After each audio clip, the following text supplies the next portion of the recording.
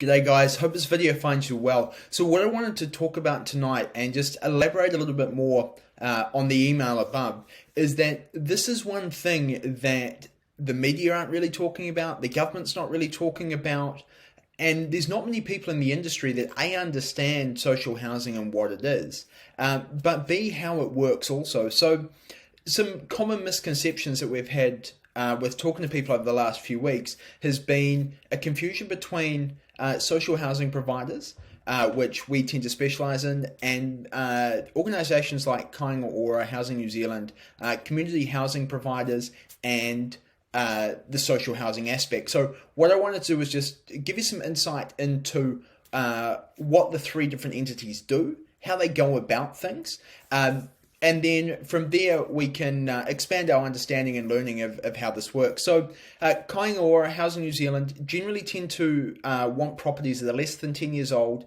They want to have them on a 5 to 10 year lease, and then they do all the maintenance, they renovate the property, they give it back to you at the end of the 5 or 10 year period, and things are done like that. You have very limited control over the property once you enter into those leases.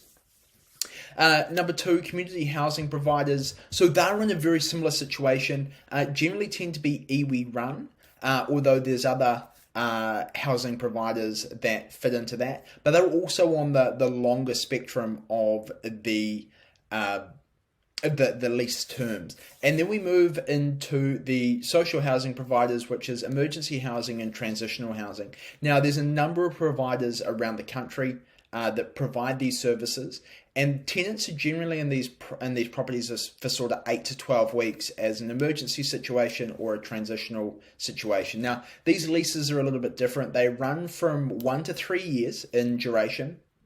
But the tenants, they fully furnish them as well. They pay for all the utilities, and they also look after the grounds and the lawns and things like that, which the other two do also. It's just that you've got the shorter duration there. The other thing with this, and from a tax perspective, and by all means, this isn't accounting advice, so you really need to go and talk to your accountant if this is going to work for you.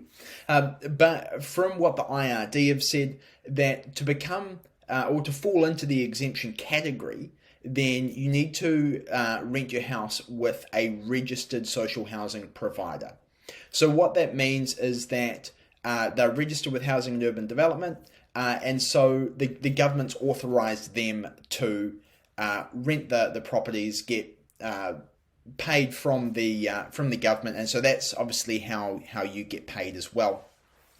Now, the other thing with this is that, in terms of people that we're working with at the moment that that used to have positively geared properties are now finding that their properties are negatively geared, even though they've got cash flow at the end of the year, when that interest is seen as income somehow. So really important piece to keep in mind with this, and to consider it as part of your investing plan, and go, well, right, if this is happening today and it's an option for me, and like I say, it's short term, it's 1 to 3 years, so we can look at things and go, right, if there's a change in government, I've got the option to pull my property out of social housing in 1 to 3 years time, and it's sorted. But I think we need to be thinking about what can we do, and where's some certainty around this, rather than just hoping that a government's going to change, or that the government is hoping that the government's going to change, and all of a sudden we're going to have a change in rules. It's just not a confident and certain strategy. So we really need to be thinking about what can we do to make our properties work for us now, with some exit options in there as well, to keep our investments moving forward, to keep us where we want to be. So if you want to find out some more information about this, drop me an email, send me a line. We'd be happy to touch base and educate you a little bit further on social housing, and then also around our services that we've got that we can help you out. Love to hear from you. Thanks. Have a good night.